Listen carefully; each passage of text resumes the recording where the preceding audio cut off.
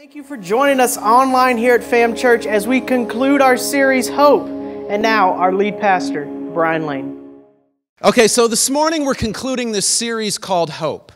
And what we've been looking at over the last few weeks is we've been following Jesus and his journey to Jerusalem. That's really hard to say quickly. We've been following him in his journey to Jerusalem the 2 weeks before he ultimately ended up getting tried, executed, and then rising from the dead. And so a couple of weeks ago, we looked at the story of Lazarus. And in that story of Lazarus, we saw hope. We've been looking for hope in each situation. And in that story, we saw hope in that one, no matter what happens in our life, the situation is under God's control and he has a plan and he has a purpose in it. And there was hope in that. And then we also saw in that there is hope in healing. That no matter what's going on in our bodies, no matter how we feel, no matter what the doctors may say, God still heals today. And there was hope in healing in that. Then last week, we went and we looked at the story of Hosanna when Jesus was entering into the city of Jerusalem a week before his execution. And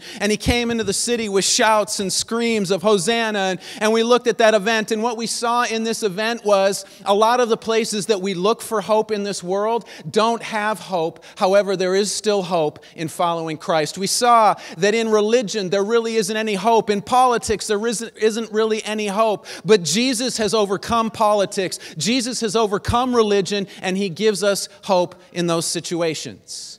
Okay, and now this morning, we are moving on to the final piece of this series on hope. But before we do this, ask you guys a question.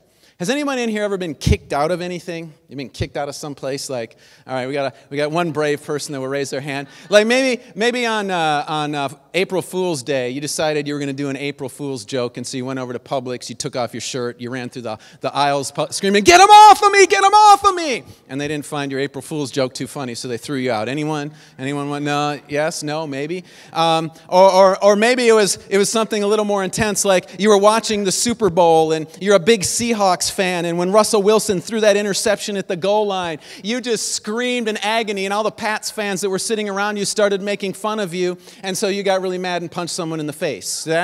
No, you got kicked out of the sports bar that you were, no, nobody did that. I don't know if you guys saw this video. This is just a little side note. There's this video on YouTube, and it's a Seahawks fan watching the end of the Super Bowl, okay? And he's sitting there, and he's watching the game with him and his friends, and the interception is thrown. He gets up, and he gets so mad, he's storming around his house. Then he just backs up to the back wall, charges straight at his TV, and puts his head through his television set because he was so mad at his team losing the Super Bowl. Okay, that's kind of scary that somebody would get that mad that they would put their head through the TV, but it's kind of funny when you watch the video and you watch this guy just charge across the room and smash his head through a TV. Well, anyways, in one of my darker moments, I guess I wouldn't say, one of my less proud moments as a youth pastor, we got kicked out of something one time. We had taken our youth to fine arts, and if you don't know what fine arts is, it's this big competition that the Assemblies of God has where they get, all of the students together, and it was here in Florida, the Florida district, and they get all the students together and they compete in 70 different art categories, and we were at fine arts. It was in Orlando. It was at Faith Assembly of God in Orlando, and we had a brutal, busy day of competition. And so we're going back to our hotel room that night, and some of the adults are like, we need to stop at the hotel and pick some stuff up. And so I said, okay, we'll stop at Walmart and pick some stuff up for the hotel. Okay, and so we drive, we see Walmart, we pull into Walmart. Well, a bunch of the kids are saying, well, we want snacks, we want stuff like that, so can we come in with you? Well, at first it was just going to be a couple of the adults, but everybody wanted snacks, and so I said, all right, well, let's go inside. Well, they had a high-pressure day of competing, and so we get into Walmart, and they decide that this is the time where they're going to blow off a little steam. And so we get into the aisles of Walmart, and they literally start dancing in the aisles, okay? They're singing a song, and they're dancing in the aisles. Well, that was okay, but then it became trouble when they started grabbing clothes off of the racks and putting on costumes and dancing in the aisles. And me, like a good youth pastor, I said, you need to stop this.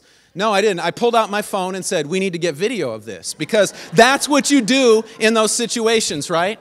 And so I start shooting video, and within a few moments of this happening, the Walmart supervisor comes over and says, "Excuse me, sir, you and your group are going to have to leave Walmart." And so we got kicked out of the Walmart. I can't remember even where it was at. I think it was on Cimarron Boulevard or something like that. But we got kicked out of the Walmart with our youth group. And so you may be saying to yourself, all right, what does getting kicked out of Walmart have to do with Easter Sunday in Jesus? Because it just doesn't seem like there's any connection to it. And so I want to get at this by kind of getting to what we have been talking about. And we've been talking about hope. And I want to start this morning where hope was lost. Where hope was lost in this world. And to find where hope was lost, we have to go all the way back to the beginning of the Bible in Genesis. And this morning, we're going to start by reading in Genesis chapter 3. But I want to hit a couple of very quick highlights in Genesis chapter 1 and chapter 2 before we go to Genesis chapter 3. And in Genesis chapter 1 and in Genesis chapter 2, this is the story of God creating the universe. This is the story of God creating the earth. This is the story of God making humankind and placing them on the earth. And at every step and every moment that God was making this, each and every single step, he said 3 words when he was done with each step. He said, "It is good." Okay, and so God had created, he built this thing and he made this thing. He made the people as the pinnacle of his creation. And at every point, he said, "It is good." There was nothing that God looked at and said, well, everything is good except this over here, it's kind of lame. So, don't think about that. Or he didn't create it and say, well, I spent a lot of time with everything else, but this thing over here, I kind of didn't spend that much time with it. It's kind of junky, so don't look at it. We're going to put a drape over it so nobody can see it. He didn't do that sort of thing. He created all of this stuff, and every single thing he created, he looked at and he said, "It is good." This includes Adam. This includes Eve, the first people on this earth. And they were given one thing that they had to live their life by. They were given one thing that they were not supposed to do. And as long as they did that thing, everything was good. And for a time, everything was good. But then chapter 3 happens, and this is what it says. Genesis chapter 3, verse 1.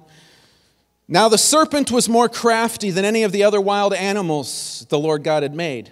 He said to the woman, 'Did God really say, you must not eat from any tree in the garden?'" I'm going to stop right there because I want you to think about this. All right.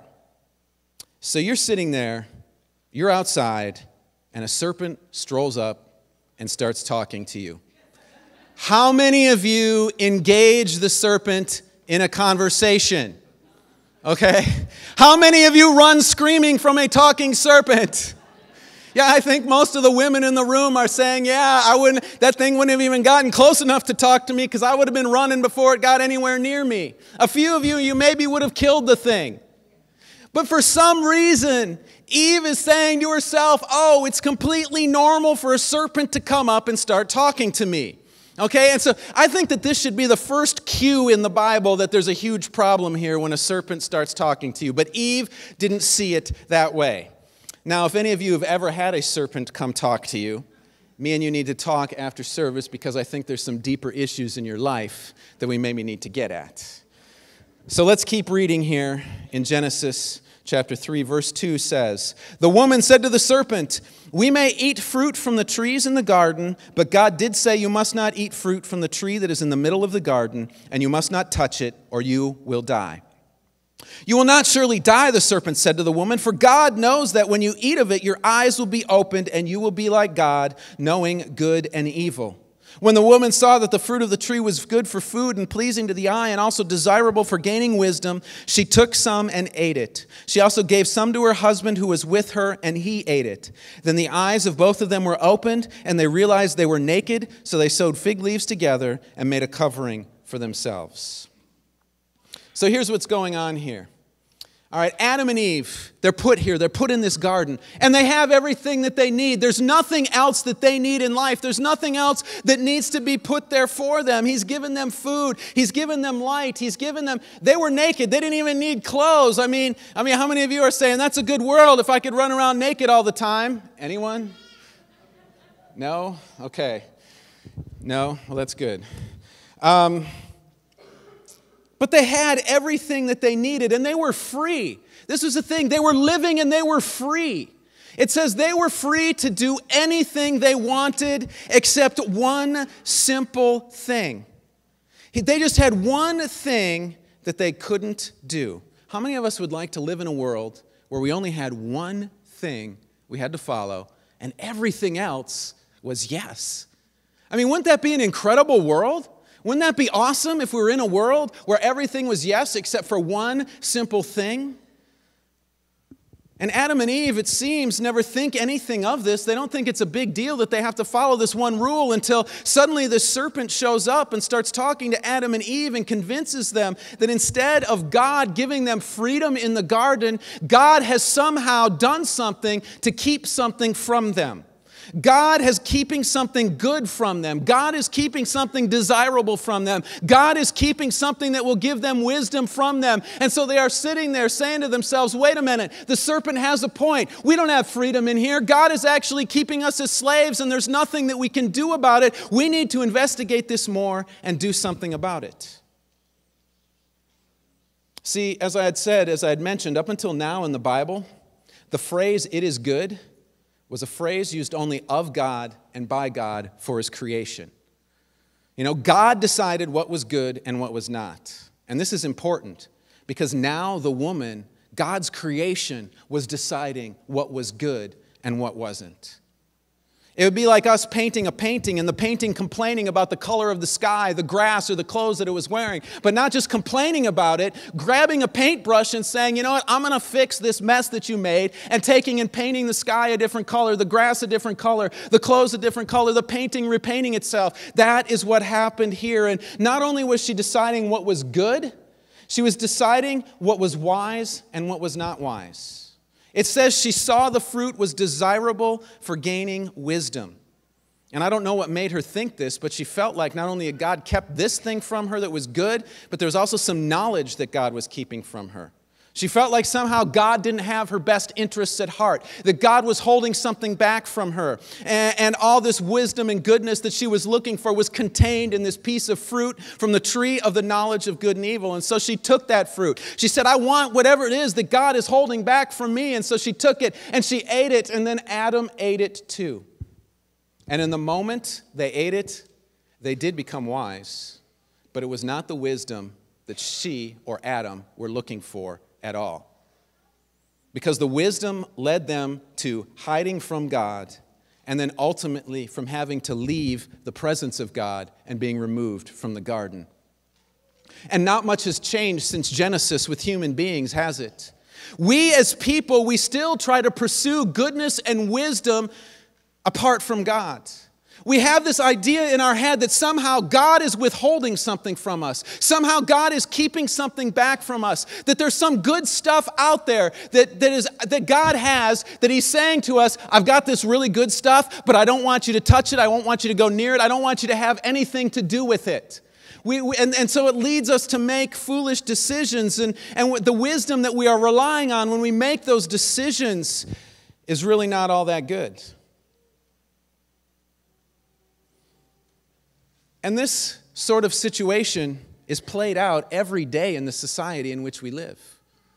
I mean, just be a Christian, follower of Jesus, and walk up to somebody and say, I am going to be a virgin until I get married. This society will tell you, you're missing out on something. There's some wisdom there that you want to access. There's some good stuff there. There's some good fruit that you want to go and pick. And so why are you sitting there allowing this God to tell you not to do that thing because you are missing out on something really good? And that lie just gets permeated through our society. And if you look at our society, you look at the things and the laws that are being made these days, it all goes down that same line. God has said not to be involved in something. God has said not to do something. But we think we're missing out on something. And so we make things that are not okay because we think we're smarter, we think that we're wiser, and we think that we understand goodness better than the God who created it. And that's been the story of my life. I mean, my life in following Jesus, or before I was following Jesus, that's what I thought. I would ask myself that question before I became a Christian. I would say, has God really said? I don't really care what God has said because I'm missing out on something. I see all my friends involved in this thing that God has said not to do, but I want to be involved in it because they seem better. They seem like they have wisdom. They seem like life is better for them. But you know what? Every time I've done that, it's led to hurt and pain and suffering in my life. But I don't know why I expected any different, because if you look at the story here of Adam and Eve, that's exactly what they got by eating this fruit. But see, not only were Adam and Eve trying to find wisdom, that God was withholding the good things and God was keeping them from this stuff, they also thought that they could become more like God by eating this fruit. Genesis 3:4 says, "You will not surely die," the serpent said to the woman, "for God knows that when you eat of it, your eyes will be opened and you will be like God, knowing good and evil." And so when you hear that, who doesn't want to be more like God, right? I mean, that sounds kind of good. I'm going to be more like God if I ate the fruit. But you know what? The fruit didn't hold up to its end of the deal. They didn't become more like God after all. Instead, after they ate the fruit, they were filled with fear and they ran and they hid from God. See, the thing that the serpent forgot to remind Adam and Eve was that they could not be any better, looking any better to God than they were at that very moment. See, in Genesis 1:27, it tells us that God had created Adam and Eve in His image. There was nothing closer that you could get to God than being created in His image. Now, on a little side note here, does anybody watch the show Ancient Aliens? Am I the only one in here that watches Ancient? All right, we got one, thank God. Yeah, on Friday night, where you guys were being holy, maybe going to a Good Friday service, I was watching Ancient Aliens, so I'm sorry. But this show, it's hilarious, okay? It's just good quality entertainment, because anything they can't explain, they answer it with, "It must be aliens." So it's like, they got the pyramid. They're talking to some engineer about how the pyramids were built and how it was impossible for them to have that technology to put all these blocks and cut them and all of this stuff. And so the guys are like, that is proof right there that there were aliens helping the Egyptians build the pyramids, okay? Just because they don't know how it was done, okay? And the same thing, Machu Picchu, the Incas. Well, they must have built Machu Picchu with alien help because there's no way the Incans had. I mean, that's just their answer for everything. Aliens must have done it. Well, what was funny is on the show I was watching on Friday, they talked about this verse right here, Genesis 1:27. And what they said about this verse was, aliens came to this earth, found Neanderthal man here, okay? And they took the DNA from Neanderthal man, gave it 80% alien DNA, 20% Neanderthal DNA, and created the human race. And so we're made in the image of aliens. Does that make you feel good? You're made in the image of E.T. Everybody, you can go home and maybe make your finger glow later. I don't know. But yeah, that was all I want. That's what I wanted to tell you about Ancient Aliens. It had really nothing to do with what was going on here. But there was nothing more that Adam and Eve could do to become like God. See, they were already made in the image of God, and it could not be improved on. But in their attempt to become more like God, they completely destroyed their connection with and the image of God inside of them. Instead of walking with God in the garden, they were now removed from the garden and away from His presence. It says this in Genesis 3:23. So the Lord God banished them from His Garden of Eden to work the ground from which He had been taken. They were taken out of the presence of God. They were separated from God. The image of God that was inside of them was ruined. It was wrecked. It was destroyed. And suddenly here Adam and Eve they were thinking they had this newfound knowledge. They were thinking they had this newfound goodness. They thought they were becoming more like God, but instead, in the end, it ended up being nothing but destructive for their life. And unfortunately, this has been the story for everyone since Adam and Eve made the choice to eat that fruit. But this wasn't God's plan for His people.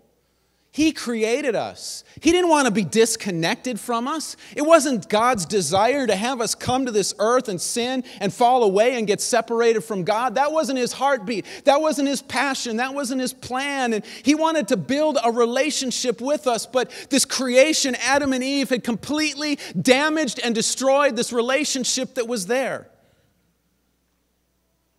And the worst part about it was it brought this thing into the world called sin. Now, sin is one of these words that I think many people have heard but are not quite sure what it is. See, in the Bible, the word sin literally means to miss the mark. And so when I think of missing a mark, the thoughts that come to my mind are like you're standing there with a gun, you're standing there with a bow and arrow, you're getting ready to shoot at a target, right? And you go and you shoot and you miss the target. I mean, has anybody ever missed a target when they're shooting at it before? Okay, a few people. Yeah, one time I was out skeet shooting. You guys know what that is, where you got these stations and there's this little box with a guy in it launching clay pigeons out, and you have a shotgun and you're shooting them. Anyways, one of my friends and I, he says, hey, let's go out shooting today. So I'm like, okay. So him and I head out there, and we'd done 5 rounds of skeet. And 5 rounds equaled 125 shots. And so by this time, my shoulder was killing me after 125 shots with the shotgun. And so he's like, one more round. And I was in so much pain. But I don't want to tell my friend no. And so I said, okay, one more round. Okay, so we get out there. I pulled the trigger one more time, and I was like, there's no way on earth I can fire this gun again. I mean, it was just intense pain through my body. So I had this great idea. Okay, the idea is that, I've watched lots of movies. I see how they shoot guns in movies. And so I'm going to put the shotgun on my hip and fire it like that, right? Great plan, right? And so I get my gun into position. I got it like this, and I say pull. He pulls, the clay pigeon goes shooting out from I pull the trigger, thinking I'd made a pretty decent shot. Well, next thing I know, the wood box that the guy pulling the clay pigeons in goes poof. I mean, it literally exploded. Wood went everywhere. Okay, he stopped the shooting. He stepped out of the box, and he gave me the death stare because he thought for sure I was trying to take him out. Okay, I wasn't trying to take him out. It's just that my mark was flying up there. I was trying to hit that mark, but I ended up shooting the box that he was sitting in, okay? And that's what a lot of people think of when they think of sin. That's what sin is. Well, that's not really a good picture of sin. I think a better picture of sin is like this. Have you ever seen the movie Stripes? Has anyone ever seen the classic movie from 1981, Stripes? Not too many of you want to admit that. All right, well, I thought it was kind of funny. But here's a scene in this movie. Well, first of all, what the movie is that Bill Murray, he plays this guy, Johnny, I can't remember his name off the top of my head right now. Anyways, in a matter of a few hours, he loses his job, his car, and his girlfriend. He's decided that his life is a mess. He needs to do something about it. He needs to get hope back because he has lost hope. And so the thought is, I'm going to join the army. I mean, isn't that what everybody does when they've lost all hope? They just join the army. And so he joins the army. He talks his best friend into joining the army with him. And so they go out and they join the army, and they get put in this unit of complete idiots in basic training, okay? It's this platoon of guys who just can't do anything right. And one day, they're out with their M16s on the rifle range. And they're sitting there, and they've got the silhouette targets down there. And one of the guys is aiming his M16 down at the target. Well, out of the corner of his eye, he spots a flock of ducks flying overhead. Okay? And so as he's about to pull the trigger on the target downrange, he sees the ducks, changes his target, goes from the thing that he's supposed to be shooting at to the ducks flying overhead, and just opens up fire on the flock of ducks flying overhead. Okay? And this really is a really good illustration and picture of sin. Because here is the deal. It's not the fact that we're trying to hit a target and then we can't seem to hit it. The fact is that we know where the target's at, but we don't even care to hit it. So many times in our life, we know where we're supposed to be at. We know what we're supposed to be doing. We know what sin is, and we know what sin is not. And instead of trying to intentionally not hit that target of sin, we just say, you know what? I don't care. I'm not even going to try and hit the right target. That's who we are. That's what sin is. That's what Adam and Eve did in the garden. There was a target. do not eat from the tree of the knowledge of good and evil, but they decided to shoot at their own thing. They brought sin, and that sin separated us from God and keeps everyone separate for the rest of their lives. As I said, though, that's not how God wanted it to be. That's not how God planned it to be. This isn't what God created us for. He didn't create us so that we would be separated from Him, lost in a hopeless world, just completely falling apart, letting our lives become a complete mess, caught up in a tangle of sin, not even trying to hit a target, but caught up trying to hit the wrong target all of the time. He created us to be free. But let me talk about freedom for a minute. Because see, a lot of people, they look at following Jesus and they say, well, you're not very free. You know, there's all these things that you should and shouldn't do in the Bible, and that doesn't sound very free. I mean, isn't freedom to do whatever you want whenever you want to do it? I mean, is that freedom? I mean, we say we live in a free country, but if that's the definition of freedom, how free is our country? Not very. We've got thousands of laws that we have to follow each and every single day, don't we? What freedom is the ability to live your life and operate within a system of laws where you don't feel like they're a burden to you.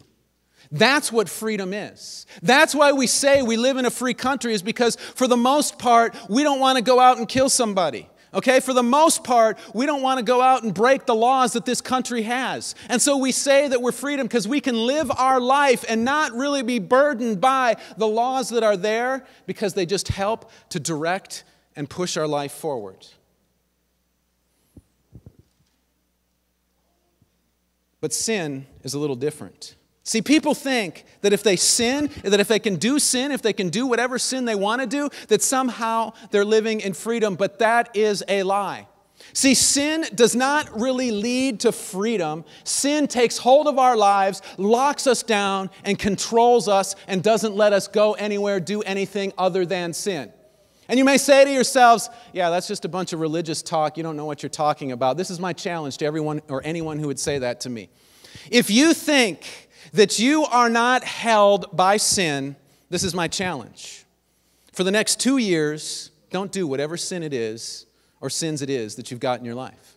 Okay? If you've got a problem with drugs, if you've got a problem with alcohol, don't drink for 2 years. If you've got a problem with pornography, don't go on pornography for a couple of years. If you got an issue with greed, if you got an issue with gossip, if you got whatever the issue is, don't do it for a couple of years. You know what my bet would be? None of us would be able to do that. It's because sin, once it gets in our life, it takes control and it leads us and it guides us where it wants us to go. We think we are in control, but the truth of the matter is we are not in control. We are a slave to our sin. So the solution. It started off, the solution that they came up with was this sacrificial system. If you go into the book of Leviticus, this was God trying to figure out a way, and God knew what He was up to. So I'm not trying to say that God was just trying stuff out just to see how it would work. There's a plan, there's a purpose, there's a reason why this system was put into place. And it was a system of animal sacrifice where once a year you would bring your animal to the high priest and sacrifice it once a year for your sins. And you would have to do that year after year after year. And so some of you may be thinking, well, that sounds good to me. I mean, I don't mind killing an animal once a year for my sins. Why don't we do that? Let's leave church today. Hallelujah, amen. Come kill an animal in the yard. No. There was a problem with this system. And you may be saying, well, why, if there's a problem with it, would God even implement it in the first place? If you want to email me, my email is in the bulletin.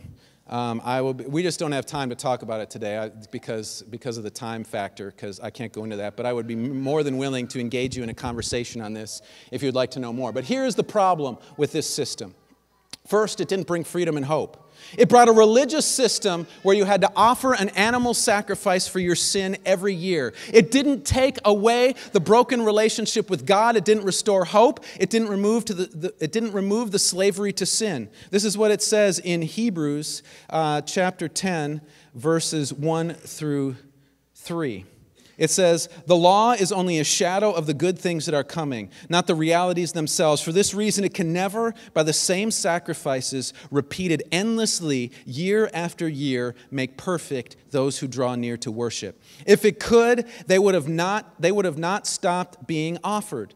For the worshipers would have been cleansed once and for all and would no longer have felt guilty for their sins. But those sacrifices are an annual reminder of our sins, because it is impossible for the blood of bulls and goats to take away sin.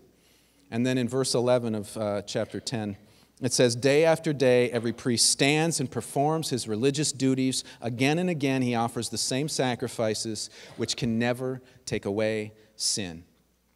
It just led to another ritual. It just led to another bondage. It just led to something else in their lives that chained them down. And the second reason is this, Hebrews 10:4. It says this, because it is impossible for the blood of bulls and goats to take away sin. What does that mean? I'll explain it like this. Now, I'm saying this, I don't want anyone to think, if this has happened to you, if this has been a situation in your life, please, I'm not trying to make light of your situation if this has happened. But think about this, okay? Think of a loved one, just somebody you really loved, okay?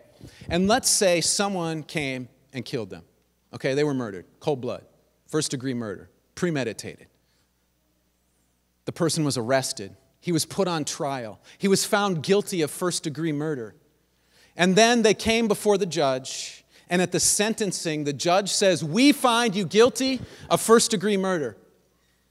We are going to sentence your dog Rover to life in prison. How many of you are saying, sounds good, sounds like a plan? Would you want that? You would want the person who committed the crime to serve the time, wouldn't you? You would want the person who messed with your family to be in jail. Well, see, that's the issue here. This is why the blood of bulls and goats cannot take away our sin. It's because who committed the sin? We did. A human being committed the sin. And so the only way to get a good punishment, the only way for actual punishment to take place is through a human paying that penalty. And the penalty, of course, is death. Romans 6:23, it says, for the wages of sin is death. See, that's the price. And if God were to say, okay, everyone needs to pay the price for their sin, we would all have to die. God doesn't want that. It would defeat the purpose of Him creating us in the first place. He wanted a relationship with us, not to wipe us out. There's no hope in that. But the deal was that God needed to find a person. He needed to find a human being who could come and die as a perfect person in our spot for the things that we committed, for the things that we did, for the sin that we have. And so He came up with the most intense solution possible, and that was to send His very own Son to this earth to pay the price for the sin that we committed. But He was desperate. He was desperate for us to have hope. He was desperate for us to have a restored relationship with Him. He was so desperate that He was willing to take any step possible to restore that relationship. And so this is what He did. His Son, Jesus, came to this earth. He lived here 33 years. He lived a perfect, sinless life. He was arrested. He was tried. He was found guilty and then executed on a Roman cross. And He died. But see, He didn't stay dead. If Jesus would have stayed dead, if there would have been execution Friday but no resurrection Sunday, it wouldn't have brought any hope for us. This is what it says in 1 Corinthians chapter 15, verses 14 through 19. It says, and if Christ has not been raised, our preaching is useless, and so is your faith. More than that, we are then found to be false witnesses about God, for we have testified about God that He has raised Christ from the dead.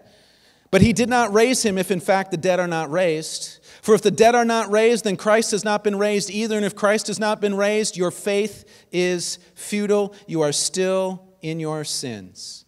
See, the resurrection, this is what brought hope. This Easter Sunday, this is what brought hope. The resurrection was a statement that everything Jesus said, everything Jesus claimed, everything that Jesus said was true, was in fact true. It was God saying, this thing happened, I did it, bam, I'm raising my son from the dead, he's coming back to life. That is the proof that you need. It was once again a statement that our relationship with God could be restored, that the ruin that Adam and Eve brought through that decision to take that fruit could be healed and restored, and we could once again walk into the presence of God. Rob, if you want to come on back up. And this is what I know this morning. You know, there's a lot of us in here. And most of us are probably saying to ourselves, yeah, you know, I believe this is true. You hear what I'm saying, but you also know that you've gone chasing after your own wisdom. You've gone chasing after your own goodness. You thought that God was withholding something from you in your life. You thought that God has something, or that there's something better out there that God is trying to keep you from. But God is saying this morning, no, I'm not trying to keep you from anything except your life being a mess and a slave to sin. But what happens is we go and we get off on this thing and we go out on this tangent and we do this thing, and for a while we think we are free. Because that's the thing, is for a little while, sin makes you think you're free and you found wisdom, but eventually it puts the locks down on you, it holds you down, and it keeps you under control, and you can't get free of it. It makes your life a mess. And I think some of you are sitting in here this morning and you're feeling the guilt, you're feeling the shame, you're feeling the pain of that sin in your life, and you're just saying to yourself, man, I wish this guy would finish so I could get out of here and get as far away from a church as I can so that I don't have to worry about this, I don't have to come back in here, I don't have to deal with this until Christmas, and then I'll deal with it all over again. But can I tell you, you don't have to live like that. You don't have to live your life locked up in sin. There's freedom found in the resurrection of Jesus. See, that is why we have the empty tomb. That is why the grave is empty. That is why Jesus rose from the dead, so that we don't have to feel that anymore. So that we don't have to live our life anymore feeling the guilt and the shame and the weight of sin, knowing that our relationship with God is broken, but it seems like there's nothing that can be done to fix it. Jesus has fixed it. And when we come to Jesus, and we go to Jesus and we say, Jesus, I know that you came and you died and you rose for me, and we turn to Him and ask for His forgiveness and ask this sin thing to be taken care of in our life, that's when we know true freedom.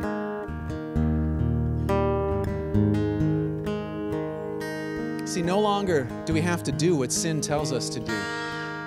No longer do we have to live in that place where sin is commanding our life and taking us wherever it wants to take us. There's hope. See, there's hope in Jesus. This is why He came, so that we could be free and know true freedom and not have to be held down by the junk, by the garbage that Adam and Eve ushered into this world through their choice, thinking they were wiser, thinking they were better, thinking they were missing out on something. And so if you've been going through your life and you've been making the conclusion that there is no hope, I'm here to tell you this morning, there is hope.